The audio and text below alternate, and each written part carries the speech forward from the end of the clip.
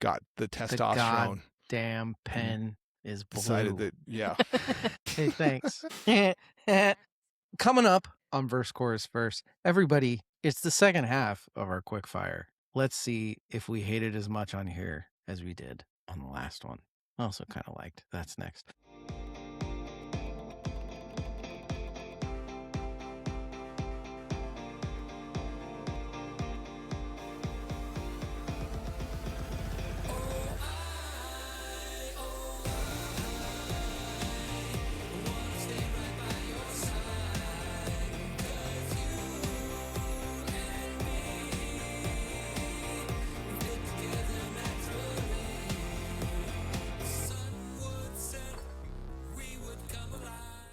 Hi, everybody. Hi. I hope you're doing great. With me is Rachel, Zach Bryan, Lover Polio. Rachel, how are you?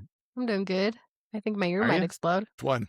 Hey, This one, the left. Do you need that it's one, gotta though? happen sometime. You know, it traditionally has had the best hearing in it. So, well, aging, am I right? Sorry for your Yep. feelings. Also with us is Evil, who is converging Jimmy. Evil, how are you? Feeling good. I'm been Sweet. double fisting it. And Drinking some that's corn what she said. whiskey. Yeah, drinking. Perf. Double fisting, drinking. Whoa. Who owns the beagle? Margo, stop! Covering your mic does not. I'm good. I love it. Let's do it. Let's talk music. Let's talk. How are you, some David? music. Nobody asked how you were doing. Who cares? It doesn't matter. That's fair. Okay, I'm let's talk great. about music. There, let's do it. I'm doing great. I'm having a good time. I am trying not to. I don't believe in jinxes, so I don't give a shit.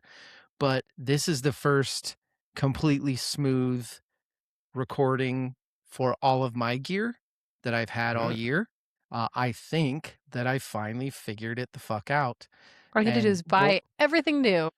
All I had to do was buy a whole new every single thing. And in the end, I actually think it was one stupid fucking setting that I found in the deep, deep, dark woods of Reddit. You know, for as evil as that place is, it's pretty amazing, honestly. Mhm. I use it quite a bit to troll other people. No, I don't. Q1, Evil. What are your... Does this quarter make you hopeful for the year of 2026 or scared? Yeah, Or both. scopeful? I like it. I'm a little scopeful. Yeah, A little scopeful. me too. There were a couple that jumped right out at me as really, really good albums. So at least there's that. I feel like that didn't happen early on last year. I feel like last year there was a little more of a shit. Is something super good gonna come? Nope, that's not true, because my album of the year came out very early in what are the most amazing guys that Viagra Boys. Oh, yeah. Yeah. What about you, Rach? I think every year you get a Zach Bryan album now. How about that? Yay! They're not at all exactly the same either, so that works out great. Spoilers. Spoiler copy paste. Yeah. Oh, I have a sad, sad story, and you guys are gonna have to pretend like it's your first time hearing it. Uh-oh. So I am heading off to Madrid next week. That's for so a horrible. work function. No, I'm not finished yet. It is for the company that owns my company is having these big meetings, and it's great that I get to go. I'm not good at the hobnobbing stuff, but you don't say no to that sort of stuff. And I've always wanted to go to Madrid. I'm a big Hemingway guy. Duh, you know. And I have me some wineskin. Anywho, I wake up to a text from a European friend that is a screenshot of Rosalia's touring schedule this morning. She is in fucking Spain. She is in Madrid 48 hours after I fucking leave. I could have, and maybe still could if I could convince myself. Do you have to leave, though? I do. Why? Because Can't I you do just have a job extend that I it? have to come back for. For 2 days, come on. But it's seeing Rosalia in Spain. Exactly. Like, I think your boss will understand. My boss will absolutely not understand at all. No. God. Hey, I didn't get to where I didn't get to the point in my job where I'm getting invited to Madrid by being like, I'm going to stay a couple days after this conference and go to a concert. Lose your passport. You know? That's what I was thinking. Maybe a 72-hour, where'd my passport go? Maybe he won't even notice. Maybe he'll be like, are you still in Madrid? I'll be like, nope. They're like, No. why is it sunny out? And I'm like, I don't know. No say? All right. Should we talk about some albums? Might as well. I say we do. Hey, Rach. Hey, Dave. Do you miss us and the listeners and the pod? Our time, Rachel. All the Yeah. time. Yes. I Do mean, ya? we still have the group chat, and I'm happy that you guys still involve me. Do we? I know you have your other chat. It's fine. But you still involve me in a group chat, and that makes me feel loved. But yes, I do miss the pod. But I'm Convincing. halfway educated. So just give me I don't another know. half. You're done this year. Right? Yeah, I'll be done in December. Then what are you going to do with your life? Just use my master's to work on this podcast, obviously. Didn't you take some fucking marketing class or something? No. It's just communication. I thought you were taking some class about how to integrate certain venues of marketing with other venues of your, business and production. And do you know what classes you've taken? It's all a blur. Okay. Right now, I'm in crisis communication. I Or kind of know don't. what I'm doing right now. And the last class I took, and that's as far as my memory goes. Beyond that, hope- it's just, Okay. All right. Glad you're here. I have straight A's. Let's talk some albums. Let's But do before we do that, we got to talk about the most important part of that. What are we doing? Rachel, Yeah. I'm guessing you're drinking the same fucking thing you were a week ago. Still sick from last week. This ear infection will not quit. I have been sick for so long to where I feel like it's fine. I'm not contagious anymore, even though I still sound sexy. But I have not been so sick as I've been in this last year in years and years and years and years and years. And it's Yeah.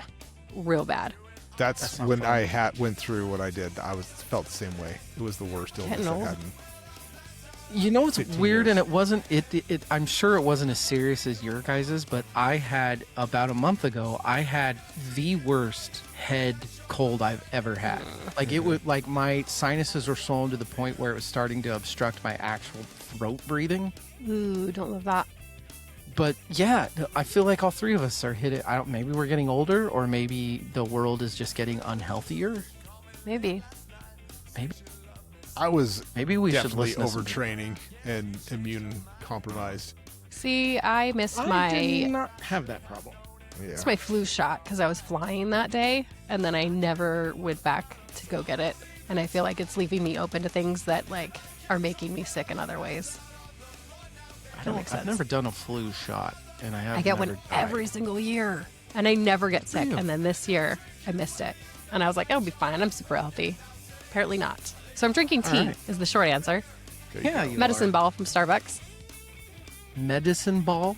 Yeah. So it's I forget what they What a- actually call it. Terrible name for any sort of flavor or anything.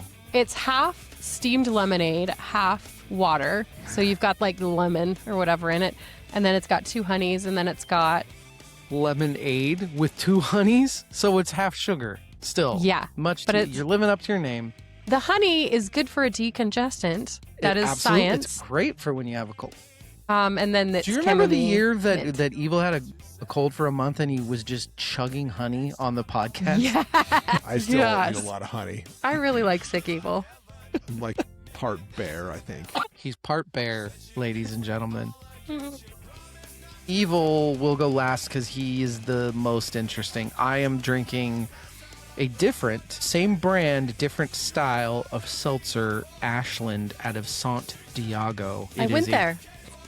You're going there. I see what you did. That was a there. good joke. Actually, yeah. It was good. It is 5% alcohol. It's Thursday. It's a school night for me. It's 5%, cherry calm down. pineapple.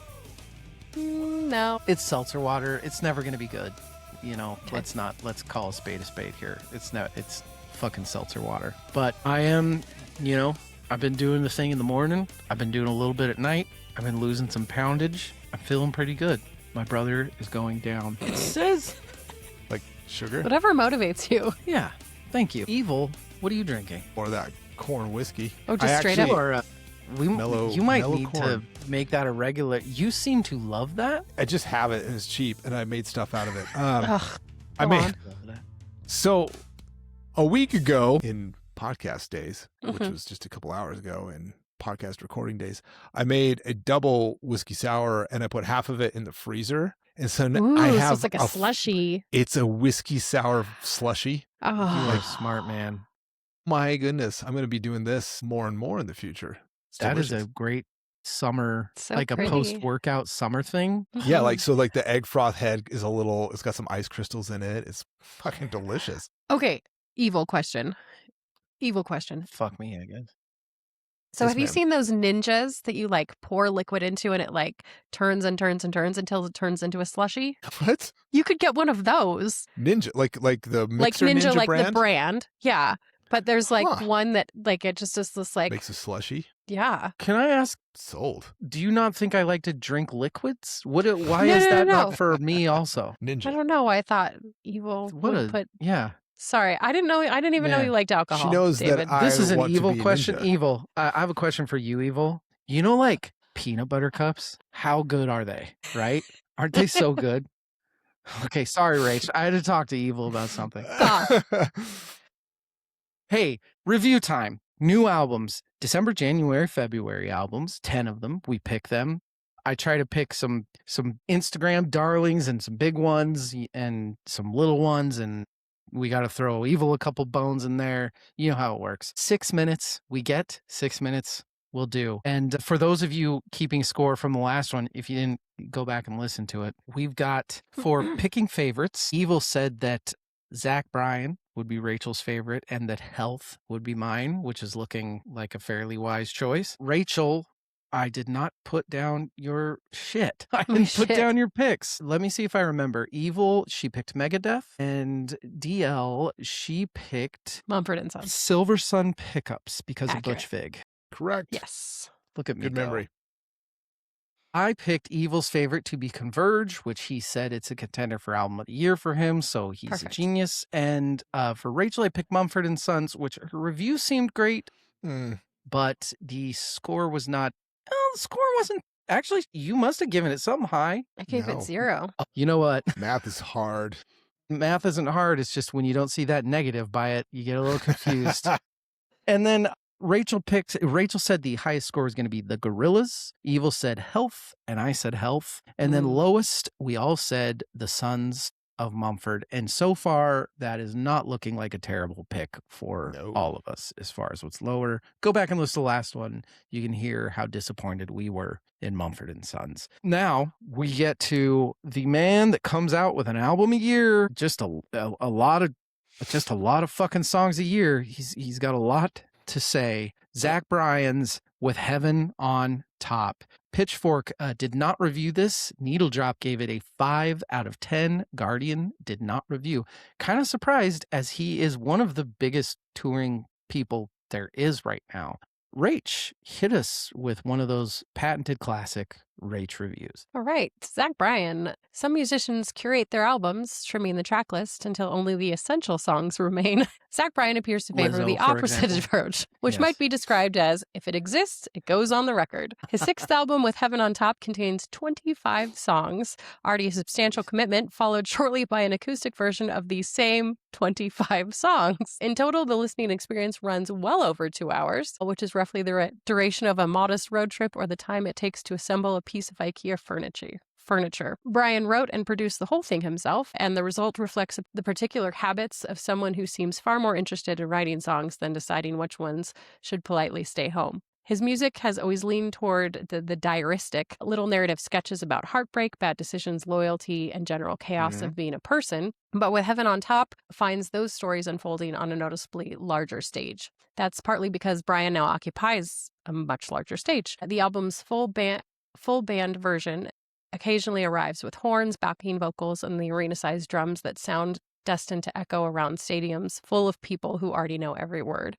The single Plastic Cigarette is a good example. The arrangement leaves enough space for the melody to breathe, suggesting moods that Bryan might otherwise try to explain in 3 additional verses. Not every moment here demands that much scale. Some songs feel like they began life as a quiet notebook entry. Even with the expanded production, they retain that intimacy. With Heaven on Top isn't tidy or minimal. It's sprawling, occasionally overstuffed, and clearly made by someone who enjoys writing songs the way certain people enjoy talking, enthusiastically, at length, and with very little concern for the clock. Supposedly, this is his last Warner album, and he did, Yes. like you said, he wrote it all, he produced it all, so there's that. This is kind of my stop at Zach Bryan album.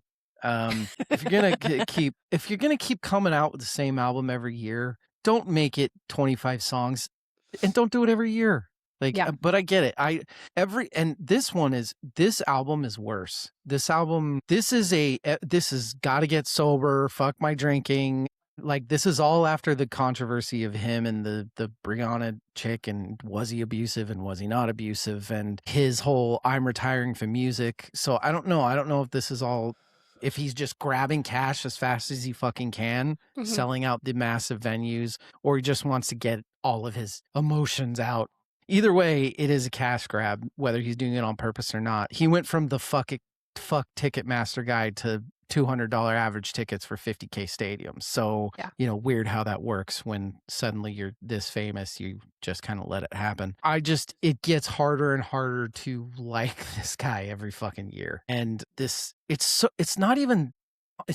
like this faint, it's like Eeyore-ish. This album is Eeyore. And I don't really understand what the fuck he's trying to say in this. I thought his last album was the Great American Bar Scene his last album? I believe fantastic. So. That, to me, that's his album, and that's probably going to be his album for me, and that's about it. Evil, what'd you think? So we ended last week's episode with an album that I was excited for, and I loaded up, and it said 31 minutes and 10 seconds, and I was super stoked, and it delivered.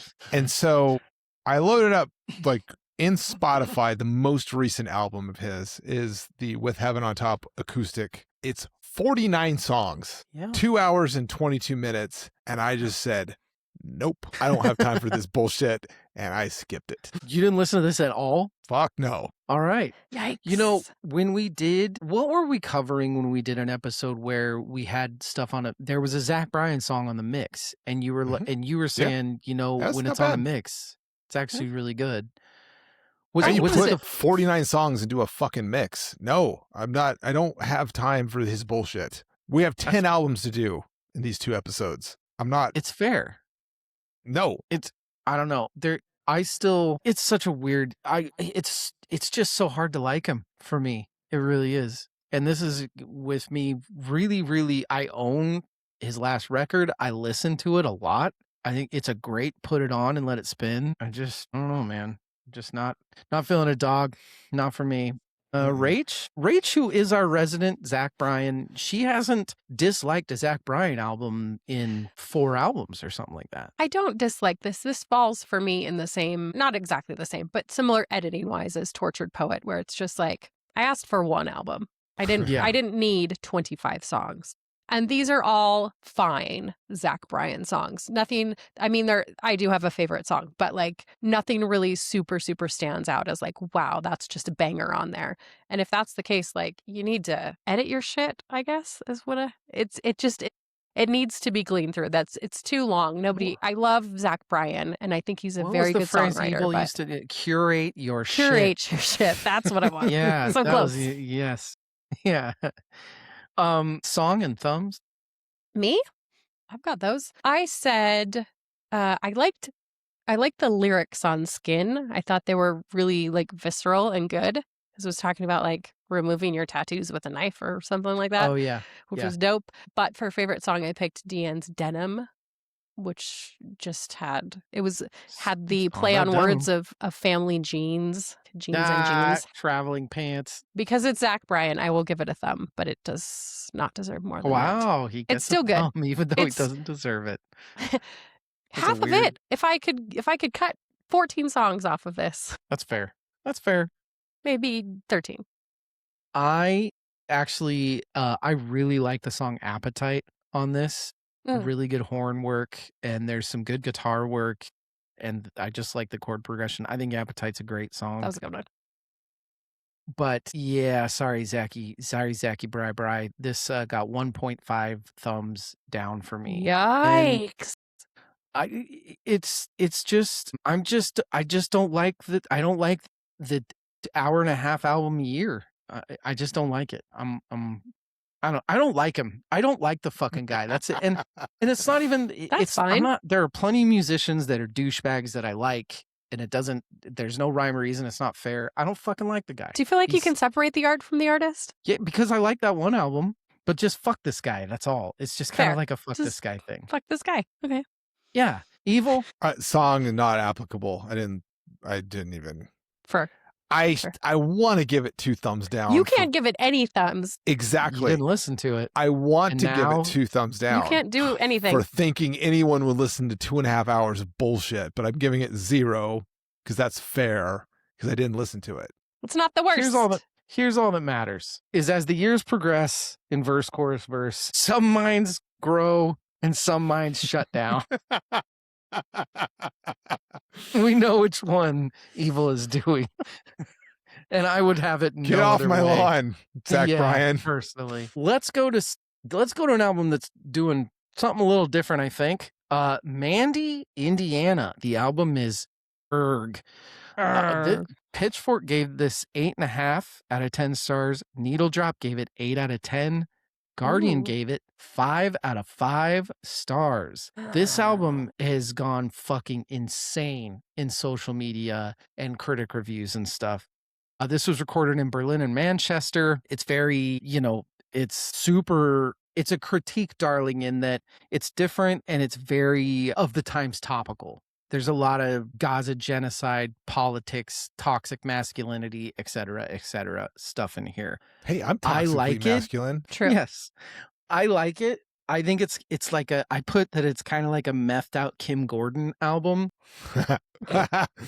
It's jarring. It wants you to be uncomfortable. The guitar and synth work is crazy in a good way. Sometimes you can't even tell what the fuck the guitar and the synth are, which one is which I love. I think that's awesome. I put that it's kind of like this album's like a white British Billy Woods project, which means Okay. it's not that dangerous to me. So there is something about this that just doesn't feel, it feels kind of safe for everybody calling it so edgy, but it grinds and it drones and it screeches and it warps. And I just like what they're trying. It's something different.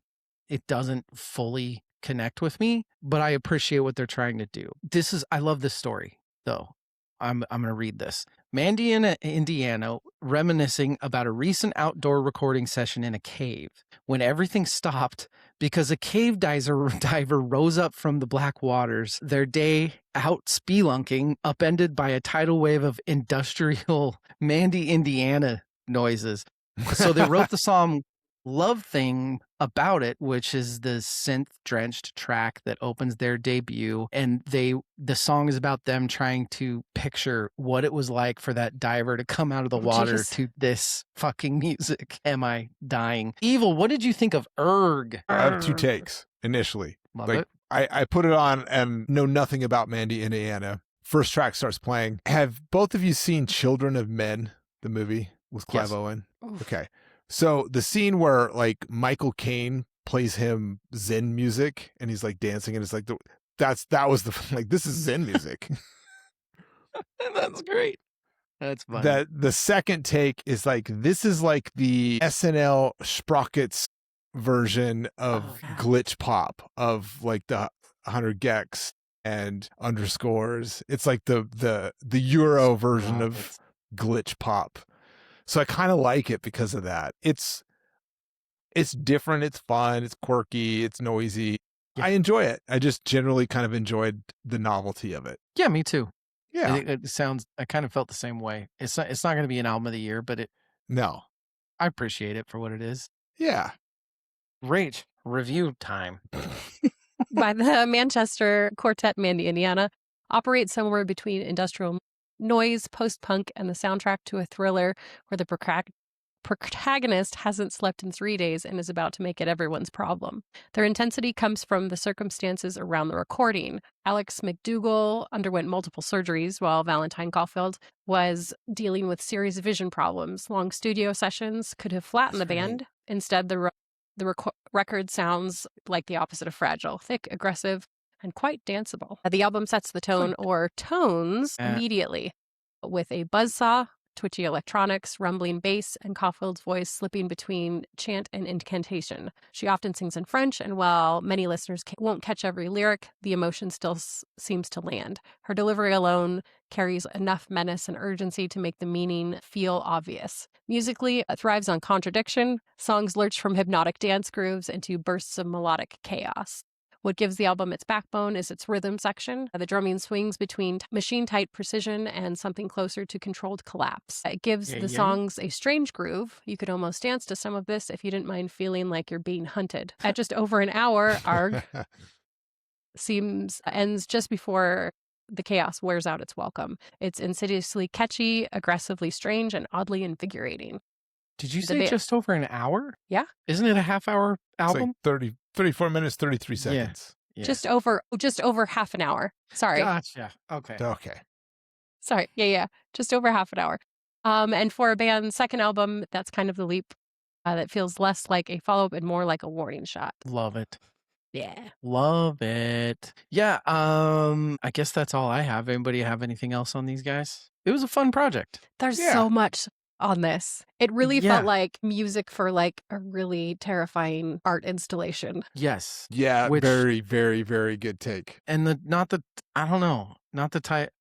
don't know why I couldn't connect to this project. I really don't. It's the type of thing that at least one of us usually would like fucking, cling on to. I said the best song is Dodecahedron.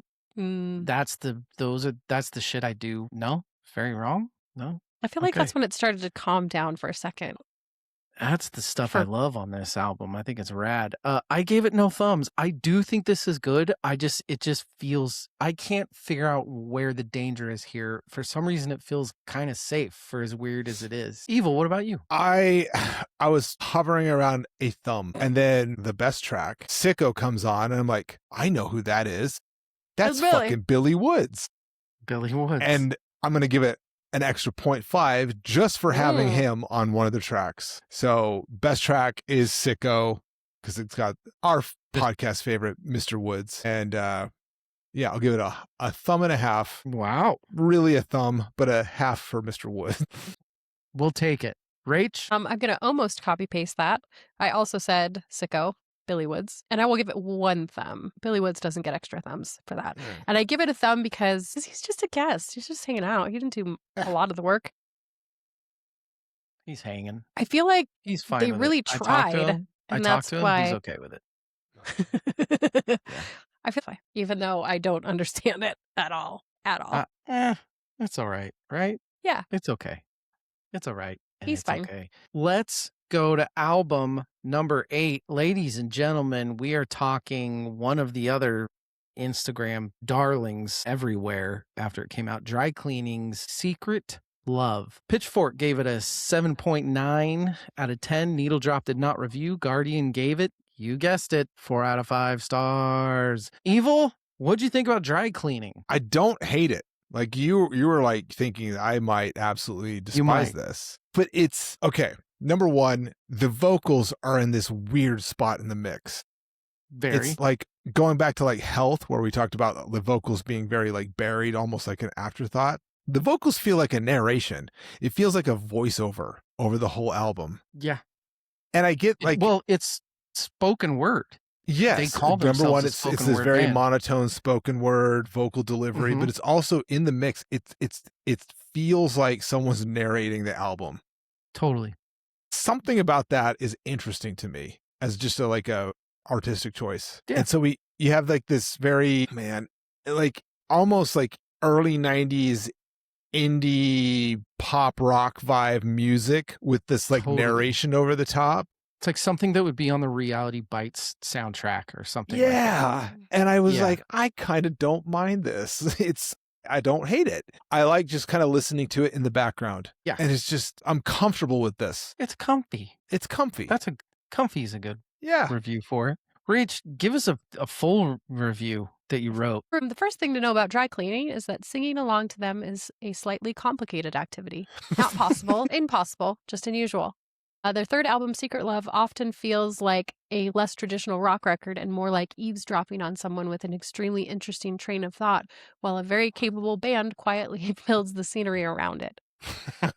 Frontwoman Florence Shaw delivers most of her lyrics in the kind of calm, conversational tone normally reserved for reading grocery list or explaining how to reset the Wi-Fi router. This effect is oddly hypnotic. 1 minute she's describing something mundane, the next she's dropping a line about mushroom aliens or wanting to be a horse that eats onions and celery, and somehow the band makes it all sound perfectly reasonable. For Secret Love, dry cleaning, step away from longtime collaborator John Parrish and work instead with Welsh musician and producer Kate LeBon, who nudges their sound outward in subtle but noticeable ways. The 6-minute opener, Hit My Head All Day, grooves along on a strange, slightly woozy funk rhythm, while cruise ship designer pokes fun at a character who insists on building floating playgrounds for billionaires. Elsewhere, the band wanders into new corners. Acoustic folk textures on Let Me Grow and You'll See the Fruit. Slow burning heaviness on Evil, Evil Idiot. Love that. Idiot. And the surprisingly bright jangle of the closer joy. Shaw even sings more than usual, which feels a bit like discovering your quietly sarcastic friend can suddenly belt out a tune. The charm of Secret Love is that it never seems desperate to impress you. The band simply lets these odd little stories unfold while the music shape shifts around them. By the end of the album, you may not be entirely sure what just happened, but you'll probably want to listen again to find out. Yeah, so I feel like this happens every couple of Quickfires. We get a metal album that I think is good, but I can't give a perfect score because the lyrics fucking ruin it. Huh? And then a hipster album that does the exact same thing, and I have to hold them to the same fire. I think the music on this is fucking great. Yeah. The guitar, drums, everything they're doing is this like he's built to spill amazing shit with the French. I think you said it was French produced, and it sounds super French, especially with the spoken word stuff. I definitely see the comparisons that are obvious here. The guitars are super Rolling Stones. There's a very Velvet Undergroundy feel to these guys. Television, which those are all. How do you not like it? There's some Jeff Tweedy, like Nick Cave kinship here. I guess, like, again, this is another one of those your favorite artist's favorite band sort of thing. Like these guys are loved by artists. I like the themes of this music, unironically, the marketing and social media and watch out for food and plastics, but everything is in plastic and only rich people can afford not plastic. So it's bullshit, like kind of, I love it. I think that's great. I feel like this concert would be boring as fuck. Oh, I would never go to this live. Yeah, I don't know. I think maybe this same thing is the main Jaynard's meaning. Why are we combating vapid irony with vapid irony? I think maybe I don't get it, and I think maybe the band doesn't either. But if I'm just talking music, it's fucking great. Spoilers here. My favorite song is Joy. What the drums, guitar, and bass are doing in that song it's a fucking 10 out of 10 song. I just don't know that I want a person going like this in the middle of that. I don't think I like it much. So maybe don't do this in the front of your song. And that's all I have to say about that. Sorry, Margot. I know that was really annoying. Oh, she muted herself. I think we all know what she said, though. Screaming at Margot. Oh my gosh. Amazing. Evil. Thumbs and favorite song. I am hovering between a half and 1 thumb. I think I'm going to ratchet it down to a half because I'm probably never going to listen to this again. Yeah, I'm kind of there too. It's quirky and I kind of liked it. I mean, like I said, it's background music, great. It kind of reminds me when I fall asleep listening to some sort of like YouTube video about history, and then I wake up and I hear the narrator. It like bugs me. It like wakes me up. Yeah, that's so. Great. I think a half a thumb is the right range for it. I'm gonna go the opening track, "Hit My Head All Day." It was the funkiest, grooviest track for me. I think I'm gonna stick with it as my favorite. All right, Rach. I've loved "Hit My Head All Day." It gave me Fiona vibes, just a little bit. A little bit. I, however, picked "Secret Love," and as far as my thumbs, I'm gonna give it half of 1 thumb.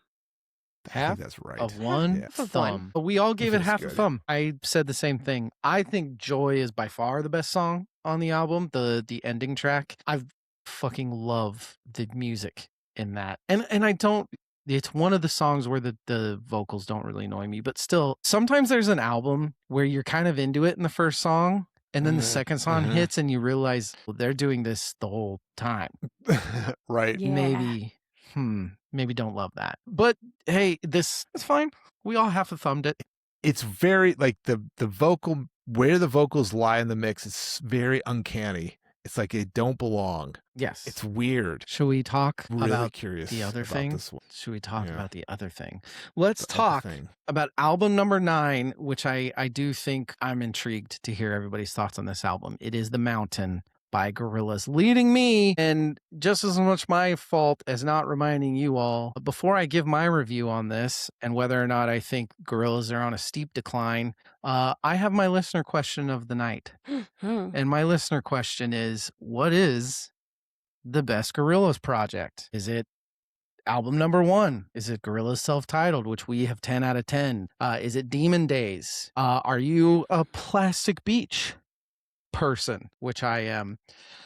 My answer to this is still the original Gorillaz album. Yeah. That's probably like a 12 out of 10. I love Demon Days. You aren't a big discography Gorillaz person, Rach. What about you, Evil? I don't know how many of their albums you've listened to. I've listened to a few. I still think the first it's the one that grabbed me and stuck with me. It's the right answer. Yeah. It's the right answer. Fuck that. There's listener really question. good tracks off of some of the later, like the subsequent ones, not later ones, but subsequent ones. I think it's hard to beat their original. I agree. Pitchfork, 6.7 out of 10. Needle Drop giving it an 8 out of 10. He dug it. And Wow. Guardian giving it, you guessed it, 4 out of 5 stars. Oh my Rachel, let's hear your review of The Mountain by Gorillaz. Let's. Quarter century into their strange cartoon-fueled career, Gorillaz are still doing what they've always done best, inviting half of the music industry over, throwing a theme at the wall, and seeing what kind of beautiful chaos emerges. Their 9th album, The Mountain, might be their most ambitious yet, a meditation on grief, memory, and India that somehow doubles as a musical seance. The project grew out of a pair of trips that Damon Albarn and illustrator Jamie Hewlett took to India. In the middle of those travels, both men lost their fathers within days of each other. Albarn scattered his father's ashes in the Ganges, and somewhere between the ritual and the jet lag, he landed on the album's guiding concept, bringing together the gangs. Sorry, go ahead. bringing together living collaborators and archived recordings from artists that have passed away. It's part tribute, part spiritual road trip, and part classic Gorillaz maximalism. As I always, didn't know any of this at all. I'm just guessing. As always, the guest You list should end your review with, I think. I think. Allegedly. As always, the guest list reads like Perchance. someone accidentally opened every contact in Albarn's phone at once. Voices from beyond the grave like Bobby Womack, Mark E. Smith, and proof sit along living collaborators ranging from Bobby Womack is dead? Yassine Bey Oh, no. to Black Thought and sitar virtuoso. How did Michael Jackson take it? Oh, Some guy can't keep pronounce. going. Sorry. On paper, it sounds like the sort of lineup that would collapse under its own weight. In practice, it mostly holds together through Albarn's stubborn belief that if you mix enough unlikely ingredients, something interesting will happen. Not everything lands gracefully, though.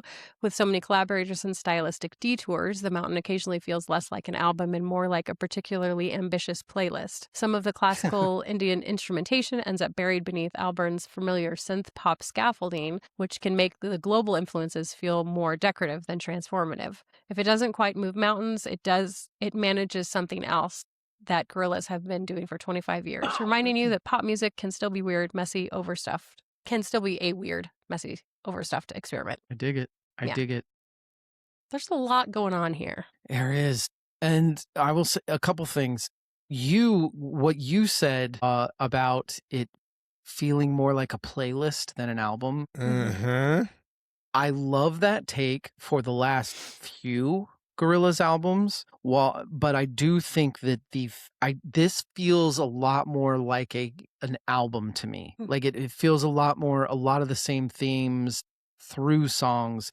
The big leg up that Gorillaz have on most hip hop is they don't have the 8 million. They have a ton of producers, but Albarn's always there. So there's always a consistency that makes their albums not quite insane. This was very unfair as far as my listening taste from the get-go, because I am, in the terms of, in world music terms, I am not an Indian music. Indian instruments are not my thing. They never Mhm. have been. The only thing that I don't worship in Beatles music is when they got super into sitar and stuff like that. That stuff just doesn't do it for me. It never has. The chord structures, the style of instruments. I don't know. I was kind of excited at the beginning. They had the very first song has the Dennis Hopper coming, and he did the Demon Days Fire Coming Out of a Monkey's Head, which is one of my favorite Gorillaz song ever. But it ended up not being at all like that. This isn't anything exciting. This isn't anything new. There are songs on here that are offensively boring. I don't know how you listen to a song like The Empty Dream Machine and not hate how much it isn't bringing to the table. I'll give one positive because I really did not like this album at all. Beyond the fact, I don't know. I shouldn't be shitting on it so much because at least it is art. It's interesting what he's trying to do here. Is cohesive to me as an album, but they're just, not only is it uninteresting to me, but there also isn't that, there's never been a Gorillaz album where there wasn't at least that one song that I'm like, holy fuck, it's the Gorillaz. This feels like, I don't know, this feels like the fucking death of the Gorillaz to me. And I am very sad about it because I fucking love the Gorillaz. Evil, what did you think about this album? I think if it wasn't a Gorillaz album, I would like it more. Like your expectations. This is like if Bowie did a Ziggy Stardust doing a concept album. Like it's a character doing a concept album. Yeah. Which the character is already the concept. Yes. And so there's something kind of lost in that Gorillazception there. Mm-hmm. I like, as an album, it's fun. It's a fun listen. I like it. I don't mind the Indian music like apparently you do. I think I would like it more if it wasn't a Gorillaz album. God, I think that's fair. I don't it's just it's safe. It's so safe. And when did Oasis become the fucking rebels and Albarn become the fucking safe dude? When the hell did that happen? Fucking 2026, am I right? Dumb music, but I like them as people. Yeah. Rachel. Yeah. Let's hear what your thumbs are, because I don't know if you like this or not. I couldn't tell from your review. Thumbs and song. My favorite song was The Manifesto because it was like 8 songs in one song. It kind of was, wasn't it? I played it for one of my friends at work and I was like, it's still the same song. It's still the same song. Like every couple minutes, I'm like, this is still the same song. And as weird as it, like, as normally annoyed as I would be for that, for some reason, I was super into it. So Manifesto for that. Doesn't make any sense.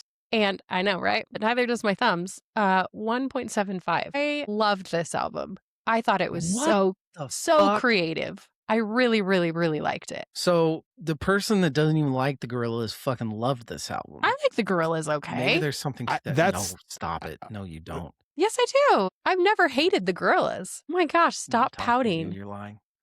I mean, that's great. I thought this was great. It was really fun. There was so much on it. That's the thing is, Moon Cave was my favorite song. I do think that it's beautiful in a lot of parts. And I do like that song specifically has amazing strings and the structure's great. I don't know. There's a lot of that in this Quickfire for me. There's a lot of stuff that I was almost like angry that it wasn't better. And this album was definitely one of them. And like I said, I think a lot of it just played into the fact that it's just not my taste. It was kind of doomed at the get-go. I give it 1 down. This would be my first ever didn't like it Gorillaz album. Ever. I've had a few mez from them, but never just a full on not into it. So hopefully they come back next time. Evil? I don't know what it would be thumbs wise if it wasn't a Gorillaz album. An 8. As a Gorillaz album, I'm gonna give it like 0.75 thumbs. It's not a full thumbs, but it's enjoyable. I don't know if I would ever buy it or want it long term. But I enjoyed listening to it. So I'll give it 0.75. The Happy Dictator was my favorite, is my favorite. I'm with you, though. I don't get Gorillaz from this album at all. Yeah. Or maybe it's the Gorillaz now, and I just don't want it to be.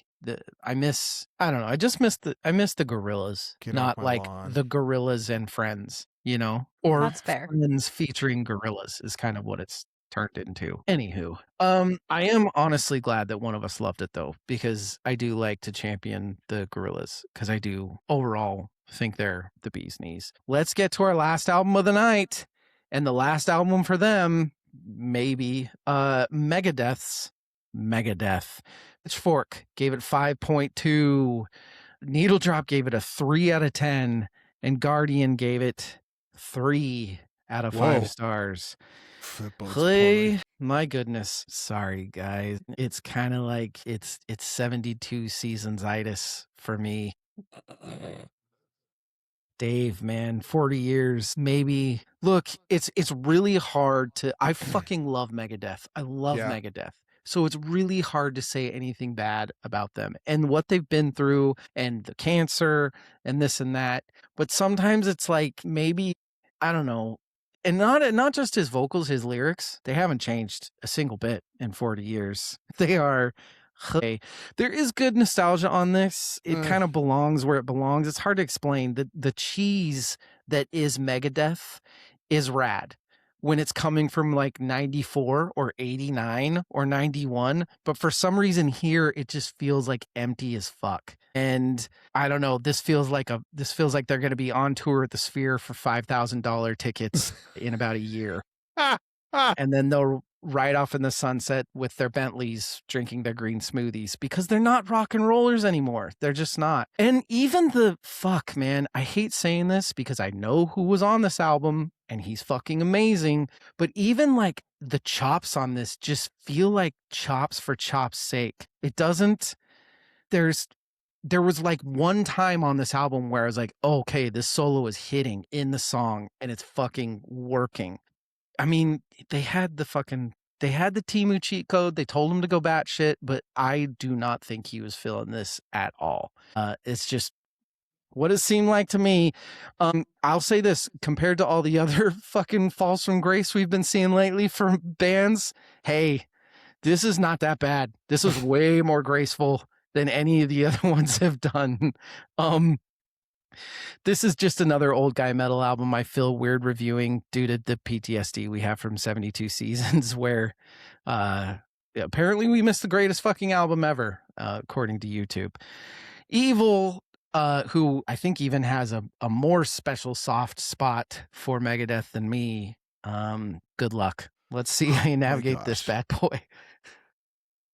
I love Megadeth. I think their catalog. It's never good when you have to start the review with that. I think if you cannot talk about Megadeth in terms of like career and catalog without Metallica because of the relationship. If I were to pick a catalog, I would pick Megadeth's over Metallica's. If I were to pick albums, I would pick certain Metallica albums, if that makes sense. Yeah. But man, that's still holy. I know, but entire catalog, I would go with Megadeth. Okay, that's good. I heard Tipping Point late last year, and I was like, ooh, they're going to go out with a bang. That was on your top 5. It was. I was like stoked. I'm like, oh, and it's coming out early in the year. This is going to be good. And then they released the next single and then the rest of the album, and I was like, oh, for fuck's sake. Like, it's not as bad as 72 Seasons, but it's fucking not good. It's not. It's like, it but is. They also cheated. Yeah. It's not a fucking 78-year-old Kirk Hammett. You know what I mean? True. That's true. Yeah. It's pulled Megadeth with 2 H's, and the second H comes right after the E. It's Megadeth. It is. And I say this because, okay, last week I went to Thrash of the Titans, which is like, there's the big four. In the thrash scene, there's the big four. There's Megadeth, there's Metallica, Megadeth, Slayer, Anthrax. And then like the next wave included Testament and Converge. Like the thrash, right? And so Testament headlined Thrash of the Titans. Overkill and Destruction also played. Those bands were so fucking good. And if you listen to their recent stuff, it is still good. Like, they're putting out really good albums. And so the comparison is just like, it's Megadeth. This is what this is. I'm sorry. I am not impressed by your performance, Mr. Mustaine. I was really hoping for that. As much as he fucking brings up Metallica and how he wrote all of their early material and stuff. Like I was Ride the really, Lightning. yeah, I was hoping for like just a fucking, and this is like, it's their last album. They're going to be on tour for years supporting this, and then they're done. I was hoping for like a statement as a bookend, and it's just after Yeah. Tipping Point, it was just kind of like, Yeah. yeah. Rach, give us that review. All right. Last one. 17 albums after getting booted from Metallica. This self-titled record is meant to be the close of the Book of Mustaine. As a newcomer, the first thing that jumps out is the guitar work. Even if the songwriting doesn't always hit, the riffs and the solos are undeniably sharp. Opener Tipping Point starts with a fast, shadowy lead, then immediately explains why Mustaine has a reputation as a guitar wizard. Tracks like Let There Be Shred and Made to Kill lean hard into that reputation, sounding like the musical equivalent of revving a sports car just to prove it still works. Mustaine's lyrics are a mixed bag. He sounds like he's delivering on ominous monologues about war, rebellion, and personal defiance, but sometimes the drama outweighs the substance. I Don't Care, in particular, feels less like a rebellious anthem and more like an especially heated Facebook comment set to thrash riffs. Still, hearing this as a baby Megadeth fan makes one thing very clear. Even when the songs themselves blur together, the playing is impressive. The band's influence is easy to hear. This may not be the explosive finale a legendary thrash band deserves, though, but it's a solid reminder of why Mustaine has spent 40 years near the top of metal's food chain. If this is the end, though, it's a less dramatic mic drop and more like a veteran guitarist setting his instrument down after a long set. Which I mean, I think that it seemed like that's kind of what he wanted, right? I don't know. Did he though? But it's just like, I'm done. Instead of like, I'm Yeah. done. Exactly. You know what I mean? Yeah. It like reinforces all of the memes of like Megadeth, and it has like music, and it's like a Frank Frazetta painting, and like lyrics, and it's a Beavis. This is like a caricature of that. It is. It is. All right. Did I start this one? Yes. Yeah. You guys, I did. My favorite song, you know what? He leaned all the way in. I'm saying The Last Note, because of the complete lack of symbolism. Just the complete, it's not even a metaphor. It's him just saying, it's my final curtain call. And I rocked them all. And whatever the fuck he says. It's you know, it's cute. That's what it is. It's cute, Dave. Look, preface this score by saying that just like Metallica, I fucking love Megadeth. I do. I fucking love them. But I'm not going to give them a better score just because they're fucking old and they're leaving. It's one thumb down for me. I was very disappointed by this. I do think it's way better than 72 Seasons was. And I still don't like it. So sorry, guys. But I'll go listen to some old. I'll go listen to Euthanasia or something and feel better. Evil. It was everything after Tipping Point was downhill for me. Yeah. So that's my favorite. I'll give it a 0.5 because I would still rather listen to this than half the albums that we've talked about over the last 2 episodes. So I'll keep it positive in the positive realm, but it's still not. And yes, I would pick this over 72 Seasons every day of the week. Me too, I think. Rach? I'll give it a half thumb as well. For songs, I said Let There Be Shred. I really don't. I think I was a little bit nicer because I don't have a ton to compare this to in my brain, but I really did love the shred, the guitar on that. So the shred. Loved the shred. I've got some. So that's it, everybody. I've got some surprise categories for you too. Ooh. Can I do a listener question first? Do a listener question, please. Do a listener question. What's your listener question of the night? My listener question of the night is, if you had to pick a band's catalog, not album, not best song, but catalog, who would you go with? Would it be Metallica or Megadeth? Remember this, we're including stuff like Saint Anger in the entire catalog. And Lulu, let's include Lulu as well. Saint Anger apologist here. Yeah, I'll put my hand down for the Lulu though. There's just so much Metallica that I love though. But there's a lot of fucking Megadeth I love too. That's the good thing about the listener questions. We don't have to fucking answer them. Right. That's the good thing. But no, Justice for All, Lightning, Master Puppets, Black Album, Load, Reload. I like Saint Anger. I have to. It's just too much. I like Saint Anger, Wait, man. and you railed against the snare in the Silverson's Pickup album. And you Hey, fully sang raising my hand, I like the fucking snare in Saint Anger. I like it. This is it's like fucking Slipknot beer Slipknot. keg. Yeah, I'm in. I am in. Okay. It's a good listener question. Stockholm Award, guys. Which album grew on you the most? Oh. Mine, I started really not liking this album, and by the end, I one-thumbsed it, and that is Silver Sun Pickups. That album really grew on me, and honestly, it's one of the two that I keep going back to listen to again. And there's one song on it, my favorite song on it, that I love. The what is it, New Wave or something? Who cares? Go back, listeners, and listen. Do either of you know which one you're picking for Stockholm Award? Go part-time Rachel. I think for me, part-time, I'm only here for a minute. Weirdly enough, Zach Bryan. That makes total sense. Because you do this thing where you take artists you like and you force yourself to like the shitty albums that they come out with. That's true. I do that. I got it. I got my answer. What is it? It's the Gorillaz album. And it's when I made the shift to thinking, what if this wasn't a Gorillaz album? And that allowed me to open up and actually kind of enjoy it more. Love that for you. And I'm honestly glad that it wasn't just like a shit fest on the Gorillaz. I was worried that it was going to be. I was worried we all fucking hated it. So I'm glad that that's not the case. And then my next award, the only other award that's a surprise one for you two, the Romeo and Juliet Award. Which one did you know immediately that you loved? Evil can go first because we know the answer. It's Converge. Like from the jump, I was just like, fuck yes, this is what I want. Mashed all my buttons. I'm happy. I got up early on a Sunday to go get some breakfast burritos and turned on Conflict DLC by Health, and knew 15 seconds in, I was like, oh, this is fucking...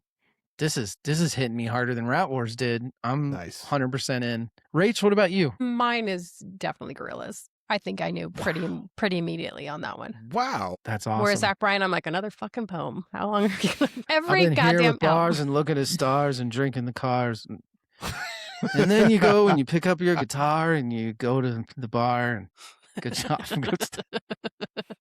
Okay, best another of fucking poem. Another fucking poem.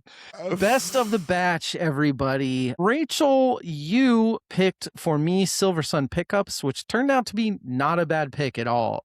But not I would call it my second to third favorite. And Evil, you picked Megadeth. We already know you're wrong on both. Evil, for Rachel, you picked Zach Bryan. And for me, you picked Health. I will be the least spoiler, I think, when I say yes. Health was my favorite album of the batch. It's fucking great. And I am going to keep listening to it all year. But I think the answer is no, but could be yes. Rachel, was Evil right giving you Zach Bryan? Rachel, I picked for you, obviously wrong, Mumford & Sons. Yeah. But I picked for Evil, Converge, Evil. I mean, I projected. So then, if mine was Health, Evil's was Converge, Rachel, what was your favorite album of the batch? Gorillaz. Yeah. There's so much fun there. We're so different, you and I. I know. I love that. I do too. I really do. I do too. Because I was the most conflicted of all of the batch on that album. We gotta keep the Gorillaz love going, and I'm glad that you did. Yeah. Now to the not fun and then the fun part. We all picked Mumford & Sons as our lowest score of the episode. Mumford & Sons was the lowest score of the episode at -3.5 thumbs. Yikes. Not a lot of likey there, ladies and gentlemen. But here's the tough one. Rachel said the Gorillaz would be the highest. Eva and I both said Health. Gorillaz only with a 1.5 thumbs. Health 5.5. So close to a perfect score. No, thank you, part-time Rachel. Damn it. With a decently close second, surprisingly, of Converge at 4.5. I'm not mad at that. Nice. Yes. And then what do we have after that? We have in third place at 2.5, we have Mandy Indiana's Ooh Buttons. I have a listener question. Good, we need another one. directly at one of our participants, part-time Rachel. I want to know what she thinks of the Soilwork album that we did. The Soilwork Rachel? album? Yeah. She didn't listen to it. No, I know. I would like to know if she listened to that album, do you think she would like it? No, I think she would lie and say yes because she wants you to like I'm her. gonna write that down. Oh my God, that's so funny. It's up in the air. Rachel, do you like early 2000s skater rock? Because I mean, that's the only thing that I could. I didn't care for the early 2000s. There's been some metal that she liked. Yeah. That I don't think so. I'll give it a little No. a light listen. I'll give it a once over. Give it a light listen. I Give mean, it a twice over. it's growly metal, but it's also it's a banger. Okay. You banger, you brought her. Ladies and gentlemen, that's it. Okay. Join us next week. You've heard us talk about it. Evil and I, for the next 2 weeks, are going to dissect the year 2001. So jealous. Sounds like there's going to be some more Gorillaz talk, ladies and gentlemen. Rachel, Maybe. thank you for joining us. We'll see you fucking whenever, I guess. Next quarter. Evil, I'll see you. Wait, Soon. I see both of you soon, actually, right? Yeah. Yeah, Next weekend? I think so. So never mind, everybody. I don't know if you'll hear Rachel soon, but we get to. Lucky Yay. us. Everybody, we love you. Good night and good luck.